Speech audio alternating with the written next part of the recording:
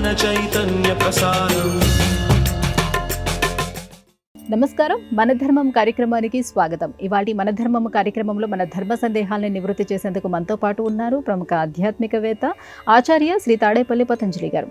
గురుగారు నమస్కారం. నమస్కారం అమ్మా.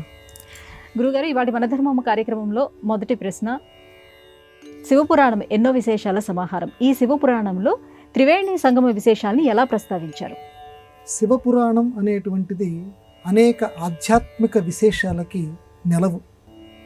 ఎన్నెన్నో ధర్మ సందేహాల్ని చక్కగా ఆ విద్యేశ్వర సంహిత ఇలాంటి అధ్యాయాలు మనకి ఆ శివపురాణంలో ఉన్నటువంటివి తీరుస్తాయి. సరే, మన ప్రస్తుత విషయానికి వస్తే త్రివేణి సంగమం, అందులో స్నానం చేస్తే చాలా గొప్ప ఫలితం కలుగుతుందని మనకుంది. మరి ముసలి వాళ్ళు కొంతమంది ఉంటారు, త్రివేణి సంగమానికి ఆ కుంభమేళకి ఇలాంటివి వెళ్ళలేనటువంటి వాళ్ళు ఉంటారు. చక్కగా ఆ పేరు తలుచుకుంటూనే ఉంటుంటారు, కానీ అక్కడికి వెళ్ళటానికి పాపం ఆసక్తులుగా కొంతమంది ఉంటారు. అట్లాంటి వాళ్ళకి కూడా తరుణోపాయాన్ని శివపురాణం చెప్పింది. ఈ త్రివేణి సంగమ ప్రశస్తి చెప్పింది. ఇది కనుక మీరు చేస్తే మీరు కూడా త్రివేణి సంగమ స్నానం చేసినట్టే, ఆ ప్రయాగరాజు లాంటి వాడి దగ్గరికి వెళ్ళి చక్కగా మీరు కూడా చేసినట్టే అని చెప్పింది.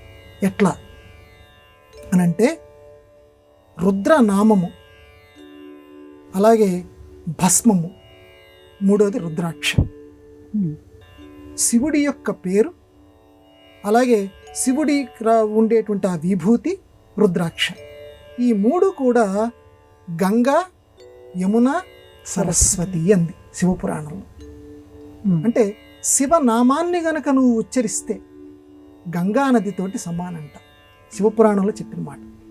అట్లాగే భస్మం ఏదైతే ఉందో దాన్ని గనక నువ్వు గనక రాసుకుంటూ ఉంటే యమునతోటి సమానం, అది యమునతో సమానమైందని చెప్పింది. అట్లాగే మూడోది రుద్రాక్ష.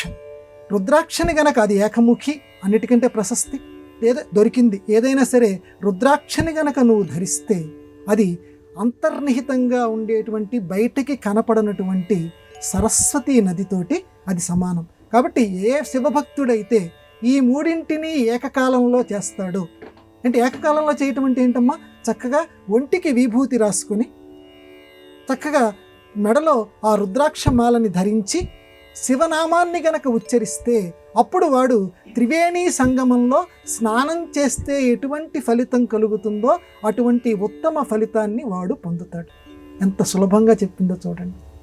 అంత దూరం వెళ్ళలేనటువంటి వాళ్ళు, చెయ్యాలి అని తపనతో ఉండేటువంటి వాళ్ళకి చక్కటి పరిష్కార మార్గం ఇది. దగ్గరే, ఎవరైనా ఎంత ఓపిక లేని వాళ్ళైనా ఆ విభూతి దగ్గరగానే ఉంటుంది. రుద్రాక్ష ఏదో ఒకటి సంపాదించండి, మెడలో వేసుకోండి, విభూతి రాసుకోండి, శివాని ఒక్కసారి అనండి, త్రివేణి సంగమ స్నాన ఫలితం మీకు లభిస్తుంది. కాబట్టి అందరూ కూడా దీన్ని ఆచరించి ఆ శివనామాన్ని మళ్ళీ ఎలా పడితే అలా ఉచ్చరించడం కాదు. అక్కడ శివపురాణంలో ప్రత్యేకంగా చెప్పారు, భక్తిపూర్వకంగా ఉచ్చరించాలి. అంతేగాని ఏదో శివ శివ అని అంటాం కాదు, అది నాభిగతంగా ఉండాలి. అంటే లోపల నుంచి రావాలి ఆ శివనామం, భక్తిపూరితంగా రావాలి. శివ శివ శివ, ఒక ఆర్తి. పసిపిల్లవాడి గనక ఒక తీర్థయాత్రలో తప్పిపోతే తల్లి ఆ పసిపిల్లవాడి కోసం ఎంత తాపత్రయపడుతుంటుందో, నాన్న ఎక్కడున్నావురా అని ఎంత తాపత్రయపడుతూ ఆ పసిపిల్లవాడి కోసం వెతుక్కుంటుంటుందో, కేకలేస్తూ ఉంటుందో, ఆ రకంగా అంత ఆర్తిగా జపించాలట ఆ శివనామాన్ని. అప్పుడే నీకు త్రివేణి సంగమ ఫలితం లభిస్తుంది అని శివపురాణంలో స్పష్టంగా చెప్పారు. కాబట్టి మన అందరం కూడా అక్కడికి వెళ్ళలేనటువంటి వాళ్ళు ఎవరైనా ఉంటే వాళ్ళందరూ కూడా త్రివేణి సంగమ ఫలితం కావాలి అంటే ఈ మూడింటిని తప్పనిసరిగా ఆచరించండి. విభూతి రాసుకోండి, చక్కగా రుద్రాక్ష ధరించండి, శివనామాన్ని భక్తితోటి జపించండి. గురువుగారు, ప్రాణంతో ఉన్నటువంటి వ్యక్తిని దాటి వెళ్ళకూడదు అని చెప్తూ ఉంటారు. దీనికి ప్రమాణం ఏదైనా ఉందా? ఉందమ్మా. ఇప్పటికీ కూడా దంపతుల మధ్య ఇంకొకటి కూర్చోవద్దు. మన తెలుగు సంస్కృతిలో ఇలాంటి మాటలు ఉన్నాయి. భార్యాభర్తలు కనుక కలిసి కూర్చుంటే మధ్యలో వెళ్ళి ఇంకొకటి కూర్చోవద్దురా అంటారు. అట్లాగే ఎవడన్నా పడుకొని ఉన్నా కూడా వాడిని దాటి వెళ్ళొద్దురా అంటారు. అంటే కేవలం ఆ చనిపోయినటువంటి సందర్భంలో మాత్రమే వాడిని దాటుతాం. ఇప్పటికి అది కూడా కొంతమంది చెయ్యరు, కానీ చనిపోయినప్పుడు దాటుతారు కొంతమంది. కానీ బతికి ఉన్నప్పుడు మాత్రం దాటకూడదు. ఎందుకని? దీనికి ప్రమాణం ఎక్కడుంది అని అంటే, వేదం చదువుకోబోయేటువంటి వాళ్ళకి పంచమ వేదం మహాభారతం, దాన్ని 5వ వేదం కింద చెప్తారు. అంత గొప్ప స్థానాన్ని భారతానికి మన వాళ్ళు ఇచ్చారు. ధర్మతత్వజ్ఞులు ధర్మశాస్త్రం అని అంత గొప్ప స్థానం. అందులోనే మనకి ఈ విషయం ప్రస్తావించారు. ఎక్కడండి? అరణ్య పర్వంలో భీముడు ద్రౌపది కోరినటువంటి కోరిక నెరవేర్చడం కోసం బయలుదేరతాడు. ఒకరోజు ఆవిడికి మంచి వాసన వస్తుంది, సౌగంధిక పుష్పం. ఆ వాసన వస్తుంది ద్రౌపదికి, మైమర్చిపోతుంది అనమాట. అంత సౌగంధిక అంటే అర్థం ఏంటమ్మా? సుగంధంతో నిండినటువంటి పుష్పాన్ని సౌగంధిక అంటారు. అమోఘమైన వాసన. అంత వాసన వచ్చేసరికి, ఏమండి కొంచెం ఆ పూలు కొంచెం తెచ్చి పెడతారా అని భీముడిని అడుగుతుంది. నువ్వు అడగటమో మేము తేకపోవటమా? బయలుదేరతాడు భీముడు. బయలుదేరుతూ ఉంటే దారిలో హనుమంతుడి కనపడతాడు. దానికోసం అంటే భగవంతుడు ఆ రకమైనటువంటి నిర్మాణం చేశాడు. హనుమంతుడికి భీముడికి మధ్య కలయిక ఏర్పడాలి. అందుకోసం అని చెప్పి ఆ సౌగంధిక పుష్పాన్ని ఈవిడి చేత ఆస్వాదింపచేశాడు, ఈవిడి చేత తీసుకురమ్మని చెప్పి భీముడికి చెప్పించాడు.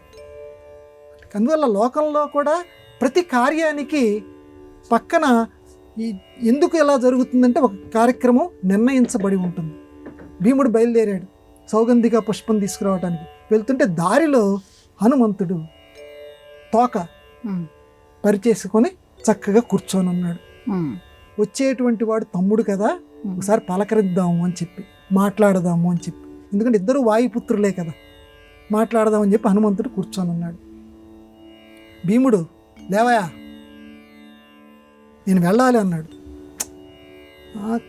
ఏనైనా పెద్దవాడిని అయిపోయాను హనుమంతుడు వారే అంటే కొంచెం పరీక్షగా తమ్ముడితోటి కొంచెం పరాచకాలన్నమా. పెద్దవాడిని అయిపోయాను, ఆ తోకని నేను తీసుకోలేను, నాకు కదిలేటువంటి ఓపిక లేదు, నన్ను దాటి వెళ్ళిపోనాయన అక్కడ చెప్తాడమ్మా. జీవించి ఉన్నటువంటి వాడు హనుమంతుడు కాబట్టి తోక నీకు పెద్ద అడ్డమేం కాదు, తోకనెత్తమని చెప్తారు కానీ అది భారతంలో లేదమ్మా. నన్ను దాటి వెళ్ళిపో అని మాత్రం ఉంది. కాబట్టి నన్ను దాటి వెళ్ళిపోనన్న, ఇలా కాలు వేసేసి అలా దాటి వెళ్ళిపో అంటే అప్పుడు భీముడు చెప్తాడు. మనం అనుకుంటాం భీముడు ఈ మనకి మామూలు చలనచిత్రాల్లో వీటిల్లో ఏదో వెంటనే గద తీసుకొని అందరినీ కొట్టేవాళ్ళ కనపడతాడు, పెద్ద ధర్మశాస్త్రాలు ఏమి భీముడికి తెలియనట్లుగా మనం అనుకుంటాం. భీముడు నోటి వెంట ఈ మాట అనిపిస్తాడు మహాభారతకారుడు. అయ్యి ఎంత మాట అన్నారు స్వామి, హనుమంతుడికి పూజ్యుడి కింద ఎంత మాట అన్నారు స్వామి. జీవించి ఉన్నటువంటి వ్యక్తిలో పరమాత్మ నెలకొని ఉంటాడు. జీవించి పరమాత్మ నెలకొని ఉన్నటువంటి ఆ శరీరాన్ని దాటటము అని అంటే, ఈ కాలితోటి మనం దాటటము అని అంటే ఆ పరమాత్మని మనం అవమానించటం. కాబట్టి నేను అటువంటి పని నేను చెయ్యలేను, ఎందుకంటే నువ్వు జీవించి ఉన్నావు కదా. కాబట్టి నేను అటువంటి ఈ మాట అన్నది ఎవరమ్మా? భీమసేనుడు అంటారు. అందుకే మనం తరచూ చెప్తూ ఉంటాం, ఎదుటివారికి నమస్తే అని చెప్తున్నాము అని అంటే ఎందుకు చెప్తున్నాం? నీకు నమస్కారం కాదు, నీలోనూ నాలోనూ ఉన్నటువంటి పరమాత్మ ఏదైతే ఉన్నాడో, ఇద్దరము పరమాత్మ యొక్క అంశలతో పుట్టిన వాళ్ళం. కాబట్టి నీకు నమస్కారం చెప్తున్నాను అంటే నీలో ఉండే పరమాత్మ అంశకి నేను నమస్కారం చెప్తున్నాను. అందుకని మన భారతీయ సంస్కృతి అంత గొప్పది. కాబట్టి జీవించి ఉన్న వ్యక్తిలో పరమాత్మ ఉంటాడు. పరమాత్మని దాటడం అంటే ఆయనకు అవమానం చేయటం. నేను మిమ్మల్ని దాటలేను అంటే ఎంత ఆనందిస్తాడో హనుమంతుడు. ఎంత గొప్ప ధర్మశాస్త్రం నువ్వు చెప్పావురా అని చెప్పి తోకని ఉపసంహరిస్తాడు. చక్కగా కూర్చోబెట్టుకొని తమ్ముణ్ణి మృదువుగా తలదువ్వి చక్కగా కలియుగ ధర్మాలు, నాయన ఈ కలియుగంలో ఇలాంటివన్నీ జరుగుతాయి, మీకు రాబోయే కాలంలో ఇలాంటివన్నీ జరుగుతాయి, వీటన్నిటినీ ఇలా ఎదుర్కోవాలని చెప్తూ కలియుగంలో ఏవేవి సంభవిస్తాయి, ఎటువంటి ఆచారాలు ఎటువంటి అనాచారాలు పాటిస్తూ ఉంటారు, ఇవన్నీ విషయాలు అని చెప్తాడు. అలాగే రాబోయే కాలంలో నేను కురుక్షేత్ర సంగ్రామంలో అర్జునుడి యొక్క రథం మీద జెండాలాగా ఉండి మీకు నేను సహాయపడతాను అని కూడా చెప్తాడు. ఇవన్నీ కూడా హనుమంతుల వారు చక్కగా భీమసేనుడికి చెప్తాడు. సరే, మొత్తానికి మనం గ్రహించవలసిన విషయం ఏంటంటే భీముడు నోటి వెంట బతికి ఉన్నటువంటి వాళ్ళని ఎట్టి పరిస్థితుల్లోనూ దాటకూడదు. ఇది ఆచారం అక్కడి నుంచి మనకు వచ్చింది. గురుగారు, ఇక మరో సందేహం. యమధర్మరాజు అనుగ్రహంతో జన్మించాడు కాబట్టి ధర్మరాజుకి ఆ పేరు వచ్చిందని కొందరు చెప్తూ ఉంటారు. మరోవైపు ధర్మానికి మారు పేరుగా ఉన్నాడు ధర్మమూర్తి కాబట్టి ధర్మరాజుగా పేరు వచ్చిందని చెప్తారు. ఈ రెండింటిని ఎలా సమన్వయం చేసుకుంటాం?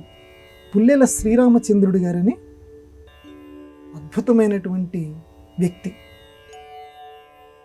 ఎన్నో సంస్కృత గ్రంథాలకి చక్కటి వ్యాఖ్యానం రాశారు ఆ మహానుభావులు. ఆయన మహాభారత సారోద్ధారము అని గొప్ప పుస్తకం రాశారు. అందులో ఈ విషయం ప్రస్తావించారు ఆయన. ధర్మరాజు, యమధర్మరాజు, ధర్మదేవత, ఈ ముగ్గురు ఉన్నారమ్మా. ఈ ముగ్గురులో మనకి ఇద్దరిని గురించి బాగా పరిచయం. మనకి ధర్మరాజు, యమధర్మరాజు. మూడోది ధర్మదేవత ఉంది. ధర్మదేవత గురించి ఎక్కువ ప్రచారం లేదు. ధర్మరాజు యమధర్మరాజు అనుగ్రహంతో కుంతీదేవికి పుట్టాడా, ధర్మదేవత యొక్క అనుగ్రహంతో పుట్టాడా అని అంటే ఆది పర్వంలో స్పష్టంగా చెప్పారు. యమధర్మరాజు అనుగ్రహంతో ధర్మరాజు పుట్టలేదుట కుంతీదేవికి, ధర్మదేవత యొక్క అనుగ్రహంతో పుట్టాట. అంటే యమధర్మరాజు వేరు, ధర్మదేవత వేరు. ఈ విషయం చాలామందికి తెలియక ధర్మరాజు గారు అనేసరికి యమధర్మరాజు గారి యొక్క కొడుకు. ఎందుకంటే ధర్మం అనే పదం అందరినీ చాలా తికమక పెడుతుంది. ఎందుకంటే ఈ లోకంలో మనం ఎక్కువ యమధర్మ ధర్మ ధర్మ ధర్మ అనేసరికి మనకి వెంటనే యముడు గుర్తుకొస్తాడు. యమము అంటే నియమం కదమ్మా, నియమం పాటించేటట్టు చేసేటువంటి వాడు కాబట్టి యమధర్మరాజు మాత్రమే మనకు గుర్తుకొస్తాడు. కానీ యమధర్మరాజు వేరు, ధర్మదేవత వేరు. భాగవతంలో కూడా ఆవు రూపంలో పరీక్షిత్ మహారాజు ఎదుట ఉంటుంది. కలి ఎవరైతే ఉన్నాడో వాడు ఆ ధర్మదేవత ఆవు రూపంలో ఉన్నటువంటి ధర్మదేవతని ఇష్టం వచ్చినట్టు కొడుతుంటాడు. అక్కడ మనకి ధర్మదేవత సాక్షాత్కారాన్ని భాగవత ప్రారంభంలో మనకి కనిపింపచేస్తాడు ఇదే వేదవ్యాసుడు. ఇక్కడ ఈ విషయం మనం పట్టించుకోవాలన్నారు పుల్లెల శ్రీరామచంద్రుడు గారు. సాక్ష్యాధారాలతో సహా చెప్పారు. కాబట్టి ఆ ప్రత్యేకంగా ధర్మదేవత మాత్రమే యమధర్మరాజుకి ఆవిష్కరించేసింది, యమధర్మరాజు కాదు. యమధర్మరాజు కేవలం ఆయన ఆ నరకలోక అధిపతి. ఆయన అంశతోటి ధర్మరాజు జన్మించలేదు. ధర్మదేవత యొక్క మరొక రూపం ధర్మరాజు. ఆ విషయం మాత్రం మనం సరిగ్గా చూడాలి. అందువల్ల ధర్మరాజు గారు మాట్లాడేటువంటి మాటలన్నీ కూడా ధర్మానుబద్ధంగా ఉంటాయి. ఒక రకంగా భారతంలో కథానాయకుడు ఎవరంటే కొంతమంది కృష్ణుడు అన్నారు, కొంతమంది ధర్మరాజు అని అన్నారు. ఎందుకంటే ధర్మానికి అధిపతి. ఎందుకనంటే ఎక్కడైనా మరి గమనించండి, ఆయన నోటి వెంట అధర్మంగా ఒక్క మాట రాదు. అంటే వెంటనే అనేస్తారు అశ్వత్థామ అన్నాడు కదండి, అశ్వత్థామత అన్నాడు కదంటే ఇక్కడ కూడా శ్రీకృష్ణుడు చెప్పాడు కాబట్టి అది లోకానికి ధర్మం వేరు, ధర్మ సూక్ష్మం వేరు. ధర్మ సూక్ష్మం శ్రీకృష్ణుడు చెప్పాడు కాబట్టి, శ్రీకృష్ణుడిని భగవానుడిగా భావిస్తున్నాడు కాబట్టి, భగవానుడు ఎందుకు చెప్పాడో ఎందుకంటే లోతుకు పోయి ఆలోచించవలసిన అంశం. ఆయన చెప్పింది ఆచరించాడు. అందులో ధర్మం మాత్రం ఎట్టి పరిస్థితుల్లోనూ ధర్మరాజు గారు తప్పలేదు. అందువల్ల ఆయన ధర్మదేవత యొక్క అంశం. గురుగారు, ఇక మరో సందేహం. కవిత్వం ఎవరు పడితే వాళ్ళు రాయకూడదని, కవిత్వం రాయటానికి ప్రత్యేకంగా కొన్ని లక్షణాలు కలిగి ఉండాలని మన ప్రాచీనులు చెబుతారు. ఏమిటి ఆ లక్షణాలు? పూర్వకాలంలో కవిత్వం అనేటువంటిది కూడా 64 కళల్లో ఒక కళ కింద భావించి దాన్ని ఈ లక్షణాలు ఉన్నటువంటి వాళ్ళు రాస్తే లోకంలో శాశ్వతంగా నిలబడి ఉంటుంది నాయన అని చెప్పారు పూర్వకాలం. ఈ లక్షణాలు ఏంటండి అవి? ప్రతిభ, వ్యుత్పత్తి, అభ్యాసం, హేతు అన్నాడు చిట్ట చివర. కావ్యాద్ అవేక్షణాత్ హేతు. హేతు అని ఏకవచనం వాడాడు. కవిత్వం రాయాలంటే ఈ 3 ఉండాలయ్యా.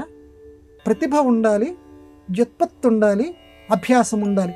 ఈ 3 హేతువులు అని అనలా, ఈ 3 కారణాలు అనలా, ఈ 3 కారణము అన్నాడు. అంటే ఈ 3 కలిసి ఉంటే ఉత్తమ కవిత్వం వస్తుంది. ఈ 3 లేకపోతే కవిత్వం రాస్తాడు, కవినే అనిపించుకుంటాడు, కానీ ఉత్తమ కవిత్వంగా లోకంలో నిలబడదు. ఆ 3 గురించి సంక్షిప్తంగా మనం చెప్పుకుందాం. ప్రతిభ ఉంది. ప్రతిభ అంటే అది దైవానుగ్రహంతో పుట్టుకతోటి వచ్చేటువంటి ఒక గొప్ప గుణం. ఉదాహరణకి బాలమురళీకృష్ణ గారు లాంటి గొప్ప గొప్ప సంగీత గురువులు ఉన్నారు. చాలా చిన్నతనంలో వాళ్ళు గొప్పగా సంగీత పాఠాలు నేర్చుకున్నారు, సంగీత కచేరీలు చేశారు. 7 సంవత్సరాలు 8 సంవత్సరాల వయస్సులో. అప్పటికింకా నోరు సరిగ్గా తిరగదు. ఇది ఎక్కడి నుంచి వచ్చింది? ప్రపేదిరే ప్రాక్తన జన్మ విద్యాహ అంటాడు కాళిదాస మహాకవి కుమార సంభవంలో. పూర్వం నుంచి అంటే పూర్వజన్మలో ఏదైతే విద్య ఉందో, సగం వరకు ఆగిపోయిన విద్య ఏదైతే ఉందో పరిపూర్ణమైన విద్య ఏదైతే ఉందో అది తర్వాత జన్మకు కూడా అనుగమిస్తుందట. అందువల్లే చాలా చిన్నతనంలో కొంతమంది ప్రతిభ చూపిస్తారు. ఎందుకంటే ఆ ప్రతిభ దేవుడి యొక్క అనుగ్రహం చేత పూర్వజన్మలో ఉన్నది ఈ జన్మలో వాడికి తొందరగా వచ్చేసేస్తుంది. కవిత్వం కూడా అంతే, ప్రతిభ దేవుడు ఇవ్వాలి, అది మొట్టమొదటి గుణం. అంటే ఆ సందర్భంలో తోసాలి, ఏ పదం రాయాలి, ఏ పదం రాస్తే చక్కగా ఇక్కడ మెరుస్తుంది బాగా తెలియాలి. ఇక రెండోది, ప్రతిభ ఒక్కటి ఉంటే సరిపోదు. కవిత్వం రాయాలంటే వ్యుత్పత్తి కావాలి. వ్యుత్పత్తి అని అంటే కావ్యశాస్త్రాద్యవేక్షణాత్, తనకి ముందు రాసినటువంటి కవులు రాసినటువంటి గ్రంథాలు చదవాలి, శాస్త్రాలు చదవాలి. అనేక మంది రాశారు, వాటన్నిటినీ చదవాలి. చదివి అందులో పదబంధాలని అర్థం చేసుకోవాలి, ఆ భావాలని అర్థం చేసుకోవాలి. చేయటం వల్ల మనసులో ఒక గొప్ప సంస్కారం ఏర్పడిపోతుంది. అది ఉంటే తను రాసేటువంటి దానికి ఒక పీటలాగా ఉంటుంది. చక్కగా మంచిగా వీడు రాస్తున్నాడు రా అని అనిపిస్తుంది. ఏవి చదవకుండా రాస్తే మాత్రం ఆ డొల్లతనం తెలిసిపోతుంది. కాబట్టి బాగా చదవాలి. బాగా చదవటాన్ని వ్యుత్పత్తి అన్నారు. కవికి కావాల్సిన రెండో లక్షణం వ్యుత్పత్తి, అంటే బాగా చదవటం. ప్రాచీన గ్రంథాలు బాగా చదవాలి, ఎప్పటికప్పుడు చదువుతూ ఉండాలి. ఇక మూడో లక్షణం అభ్యాసం. ఊరికే ప్రతిభ ఉంటే సరిపోదు, ప్రాచీన గ్రంథాలు చదవటంతో సరిపోదు. ఎప్పటికప్పుడు దాన్ని వల్లె వెయ్యాలి, ఎప్పటికప్పుడు దాన్ని గుర్తు తెచ్చుకుంటూ ఉండాలి, అభ్యాసం చేస్తూ ఉండాలి. అంటే అభ్యాసం కూసు విద్య అంటారు. అభ్యాసం చేయంగా చేయంగా చేయంగా నీకు మంచిగా అందులో కళ వస్తుంది, మంచి నేర్పు అందులో వస్తుంది. కాబట్టి కవిత్వం రాస్తూ ఉండాలి. విశ్వనాథ సత్యనారాయణ గారు చెప్పారు, నేను రాసిన దానికంటే చింపేసినవి చాలా ఎక్కువ అని. అన్ని వేల పద్యాలు రాస్తే అంతకు మించి నేను చింపేశాను అన్నాడు. అలా చేసి చేసి రాసి రాసి రాస్తడం వల్ల వాళ్ళకే పరిపూర్ణత తెలుస్తుంది. ఓహో, ఇది మంచిగా ఉంది నేను ఇదివరకు రాసిన దాని మీద అని అభ్యాసం చేస్తూ చేస్తూ ఉంటే ఉత్తమ కవిత్వం ఆవిర్భవిస్తుంది. కాబట్టి ప్రతిరోజు కూడా అభ్యాసం చేయాలి, కవిత్వం ఉత్తమ కవిత్వం వస్తుంది. కాబట్టి ఈ మూడు కూడా హేతువులు కాదు, హేతుహు. అది ఇక్కడ గొప్పగా గమనించవలసిన విషయం. ఈ మూడు కారణములు కాదు. అంటే ఈ మూడు కలిస్తేనే ఉత్తమ కవిత్వం. వేటికే ఒక్కటి ఉంటే మాత్రం అది కవిత్వం కాదు. లేదంటే నాకు ఈ మూడు లాభైన ఒక్కటి ఉంటే నేను కవిని అనిపించుకుంటే నమస్కారం, మనం ఏం చేయలేం. కానీ పెద్దలు చెప్పినటువంటి మాట మాత్రం ఇది. దురలవాట్లను వదిలివేయాలి, మంచి లక్షణాలను అలవర్చుకోవాలి. ఈ చెడు అలవాట్లను వదిలివేయటానికి మన సంప్రదాయం చెప్పినటువంటి మార్గాలు ఏమిటి? దురలవాట్లు ఉన్నాయమ్మా. ఇప్పుడు చెడ్డ అలవాట్లు కొంతమందికి పాపం ఉంటాయి, అవి నన్ను వదలటం లేదండి అంటుంటారు. ఇప్పుడు ధూమపానం కానివ్వండి, మద్యపానం కానివ్వండి, ఇలాంటివి నేను మానుకోవాలనుకుంటున్నాను కానీ నేను మానుకోలేకపోతే అవి నన్ను వదలటం లేదు. వాళ్ళు చెప్పేటువంటి మాట అది. దీనికి మన సంప్రదాయంలో తమాషాగా ఒక ఇతివృత్తం చెప్పారు. ఒక సాధువు గారు, శ్రీకాకుళం అడవుల్లో ఒక సాధువు గారు ఉండేవారు. ఒక జమీందారు, పూర్వకాలం ఒక జమీందారు గారి భార్య, ఈయన ఏంటంటే మంచిగా పరిష్కారాలు చూపిస్తూ ఉండేవాడు. ఆ జమీందారు గారి భార్య ఆయన దగ్గరికి వచ్చి చెప్పింది, అయ్యా మా ఆయన గారికి ధూమపానం విపరీతంగా అలవాటు, ఊపిరితిత్తులు చెడిపోయాయని చెప్తున్నారు. అయినా సరే నేను మానుకోలేకపోతున్నాను, అది నన్ను వదిలిపెట్టడం లేదు అని అంటున్నారు. ఆయనకి మానుకోవాలని ఉంది, వదిలిపెట్టడం లేదు. అలాగే అమ్మా, ఎంత గొప్ప పరిష్కారం ఆయన చూపించారు, నా దగ్గరికి పంపించమ్మా అన్నారు. బతిలాడుకొని పాపం భర్త గారిని పంపించింది. ఆ జమీందారు గారు వచ్చిన సమయానికి ఈ సాధువు గారు ఒక స్తంభాన్ని గట్టిగా కౌగిలించుకున్నారు గట్టిగా. ఆ జమీందారు గారు చూసారు, ఇంత గొప్ప జమీందారుని వస్తే నా దగ్గరికి రాకుండా ఈయనేంటి స్తంభాన్ని అలా కౌగిలించుకొని ఉన్నారు. జమీందారు గారు అంటున్నాడు. ఆ స్తంభం తనే గట్టిగా ఇలా పట్టుకొని ఉన్నాడు. ఏమిటిలా అంటే, ఏం చెప్పమంటారండి, నేను మీ దగ్గరికి వచ్చి స్వాగతం చెప్పాలని ఉంది కానీ ఇది నన్ను వదలటం లేదండి ఈ స్తంభం అన్నాడు. ఈయన జమీందారు గారు అన్నారు, స్వామి అది వదలటం ఏంటండి, మీరు కదా పట్టుకుంది, మీరు వదిలేయచ్చు కదా, మీరు వదిలేసి నా దగ్గరికి రావచ్చు కదా అంటే, నేను అదేనండి మీకు చెప్పదలుచుకుంది అన్నట్టు. మీరు పట్టుకున్నారా, అది పట్టుకుందా ధూమపానం, అది పట్టుకోవాలా, మీరు పట్టుకున్నారు.